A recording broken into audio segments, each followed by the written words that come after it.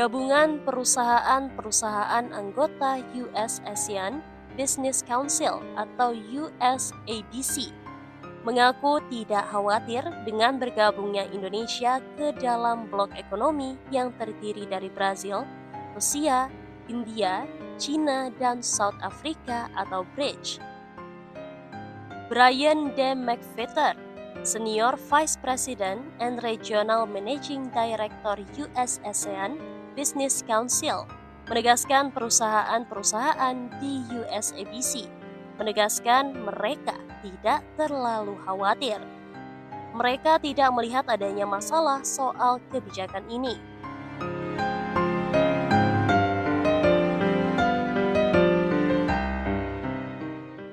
Kami hadir di KTT BRICS sebagai utusan khusus dari Presiden untuk menyampaikan keinginan Indonesia bergabung dengan BRICS. Kemarin Presiden Trump mengeluarkan statement bahwa kalau sampai BRICS membuat currency sendiri akan dikenakan tarif 100% dan lain sebagainya. Jika kita menganggap bahwa ada hal-hal yang akan merugikan kepentingan nasional kita, ya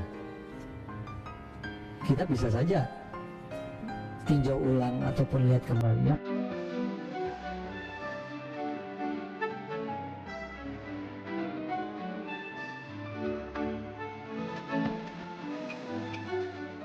Niat Indonesia untuk masuk ke dalam keanggotaan BRICS harus menghadapi ancaman dari Amerika Serikat. Namun pada akhir Oktober 2024 lalu, Indonesia telah menyampaikan keinginan untuk bergabung bersama BRICS. Saat KTT BRICS digelar pada akhir Oktober 2024, beredarlah isu terciptanya mata uang BRICS dan bertujuan untuk melemahkan dan menghindari ketergantungan pada mata uang dolar Amerika Serikat alias dedolarisasi. Kemudian pada akhir November 2024, Presiden terpilih Donald Trump melemparkan ancaman kepada negara-negara yang berniat melakukan dedolarisasi. Ancamannya pun tak main-main, yaitu penerapan tarif bea masuk sebesar 100%. Jika benar Trump akan menjatuhkan sanksi ekonomi tersebut, bisa-bisa produk Indonesia akan kesulitan untuk bersaing di kancah luar negeri. Kekhawatiran yang sama pun turut disampaikan oleh para anggota Komisi 1 DPR RI dalam raker bersama Menteri Luar Negeri Sudiono pada Selasa 2 Desember 2024. Namun sebenarnya segawat apa ancaman Donald Trump dan bagaimana langkah antisipasi yang akan dilakukan Kementerian Luar Negeri?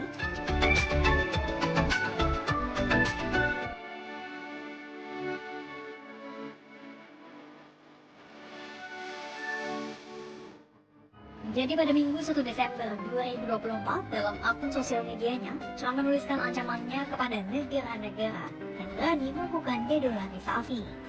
Trump menyebut akan menerapkan tarif bea masuk sebesar 100% kepada negara yang berniat melemahkan dolar Amerika Serikat. Menurut Trump, tak ada negara yang bisa meninggalkan dolar Amerika Serikat. Adapun ancaman itu ditujukan kepada 9 negara anggota BRICS, yaitu Brazil, Rusia, India, China, Afrika Selatan, Mesir, Ethiopia, Iran, dan Uni Emirat Arab. Pasalnya, dalam KTT BRICS pada Oktober 2024 itu, lahir sebuah deklarasi yang berisi kesepakatan untuk mendorong terciptanya sistem pembayaran baru. Meski Indonesia masih belum resmi menjadi anggota BRICS, namun Komisi 1 DPR RI tetap was-was akan ancaman yang digembar-gemburkan oleh Trump.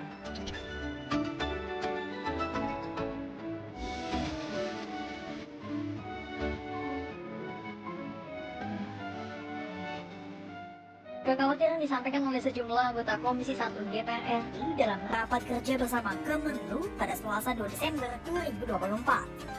Pertama dari anggota Komisi 1 DPR RI fraksi Gerindra, Sumail Abdullah.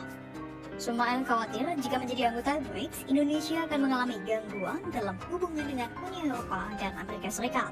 Walaupun kami yakin dan percaya dalam rangka untuk memperluas hubungan diplomatik kita, bahwa kehadiran Indonesia di BRICS itu dianggap akan menjauh dari hubungan tradisional selama ini dengan Amerika dan Uni Eropa. Jangan sampai bahwa ini betul menjadi kenyataan, karena negara seperti Rusia dan kemudian China tentu akan mendominasi. Dan kami yakin dan percaya bahwa kita akan tetap memberikan pengaruh yang luar biasa terhadap posisi politik luar negeri maupun domestik kita. Kekhawatiran soal ancaman tarif 100% dari Trump juga disampaikan oleh anggota Komisi 1 DPR RI fraksi PKB Syamsul Rizal. Tadi pagi saya membaca dan mendengar pernyataan seorang Presiden Trump, hampir Presiden Trump ya dulu. Beliau menyatakan bahwa peringatan untuk seluruh orang-orang dan negara yang berani melakukan dedolarisasi untuk siap menerima konsekuensi kenaikan bea masuk 100%. Saya juga heran deh, hebat sekali nih Trump, memang luar biasa ini beliau. Juniko Siahaan, anggota Komisi 1 DPR RI fraksi PDIP, turut menyampaikan kekhawatiran yang senada dengan Sumail Abdullah dan Syamsul Rizal. Dan yang terakhir adalah bagaimana kita menyikapi kalau benar ada sanksi, Pak. Kan gitu ya, karena ini udah keras sekali Trump ini ya terhadap negara-negara yang bergabung. Saya rasa mungkin tujuannya hanya 1-2 negara atau beberapa negara yang menjadi saingan bisnisnya, karena nggak mungkin dia juga melakukan hal yang sama terhadap India, terhadap Brazil yang menjadi mitranya dia.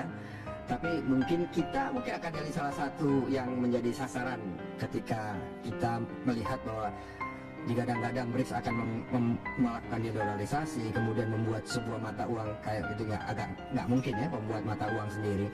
Tapi apa yang sudah siapkah kita dengan langkah-langkah mitigasi kalau benar Januari dilantik, Trump akan melakukan apa yang disebutkan pada hari ini? Ya, bagaimana kita memitigasi apa yang menjadi sesumbar beliau? Mudah-mudahan kita sudah siap dan kita tetap tegak dengan pilihan kita. Saya sih mendukung kalau kita masuk ke BRICS. Kekhawatiran para anggota DPR itu sekaligus menjadi representasi sentimen yang berkembang. Pertanyaannya, bagaimana langkah yang akan diambil oleh Kementerian Luar Negeri untuk menanggulangi potensi ancaman dari Trump?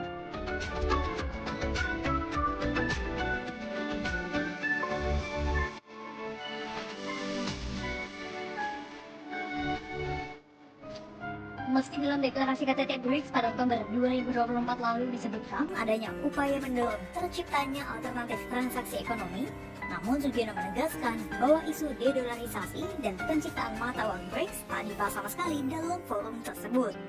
Sugiono pun kembali menegaskan manfaat-manfaat yang bisa Indonesia keruk jika masuk menjadi anggota BRICS. Lain kepentingan ekonomi ya. Kemudian ada yang menyampaikan bahwa ada yang menyampaikan soal isu-isu dedolarisasi, kemudian menciptakan mata uang baru. Pada saat KTT terakhir kemarin, hal tersebut sama sekali tidak dibicarakan. Memang saya tahu ada beberapa yang beredar di sosial media mengenai mata uang dan sebagainya, tetapi itu sama sekali tidak dibicarakan dan tidak pernah disentuh, terutama urusan menggunakan mata uang. Tetapi intinya adalah bahwa BRICS merupakan satu media yang bisa kita manfaatkan sebagai kendaraan yang tepat, sebagai media yang tepat untuk membahas dan memajukan kepentingan bersama-sama dari negara-negara berkembang. Ini juga merupakan suatu implementasi dari politik luar negeri kita yang independen dan aktif. Sugiono juga menegaskan bahwa keterlibatan Indonesia dalam BRICS merupakan bentuk nyata dari politik luar negeri bebas aktif. Artinya, Indonesia bebas memilih untuk berhubungan dengan negara dan kelompok multilateral manapun asal bisa menguntungkan kepentingan nasional. Meski demikian, tak dimungkiri ancaman Trump bisa jadi bukan isapan jempol belaka. Untuk itu, Sugiono menyebut solusi terhindar dari dampak potensi sanksi ekonomi Amerika Serikat adalah dengan memperkuat ekonomi nasional. Meski demikian, tak menutup kemungkinan Indonesia akan mengkaji ulang keanggotaan BRICS jika memang ada ancaman nyata yang membayangi kepentingan nasional. Oleh karena itu, kita perlu punya kekuatan yang inherent, economically. Sebabnya pemerintah sekarang menitik beratkan program-program pemerintah itu pada swasembada pangan, swasembada energi, kemudian hilirisasi. Dengan demikian ketergantungan kita itu tidak besar dan kita akan lebih mudah menentukan arah politik kita sendiri. Nah, kemudian saya tadi tidak bilang bahwa tidak ada isu dedolarisasi di BRICS. Saya katakan bahwa pada saat KTT hal ini tidak dibicarakan. Ya. Nah, tentu saja kembali lagi, jika kita menganggap bahwa ada hal-hal yang akan merugikan kepentingan nasional kita, ya kita bisa saja tinjau ulang ataupun lihat kembali. Yang penting intinya adalah bahwa bergabungnya kita dengan grouping multilateral manapun ini diarahkan kepada kepentingan nasional bangsa. Dengan bergabung bersama BRICS, ada segudang manfaat yang bisa Indonesia petik. Salah satunya adalah untuk mengurangi ketergantungan pada dolar Amerika Serikat. Namun, tak lama Trump mengeluarkan ancaman akan menerapkan tarif biaya masuk 100% bagi negara yang berniat melakukan dedolarisasi. Sugiono menyebut memperkuat kaki-kaki ekonomi nasional merupakan salah satu solusi menghindari ancaman tarif biaya masuk 100%. Namun nyatanya untuk mewujudkannya tak sesederhana dan tak semudah itu. Untuk itulah Sugiono menyebut Indonesia bisa saja mengkaji ulang keanggotaan BRICS jika memang lebih banyak mudaratnya ketimbang manfaatnya.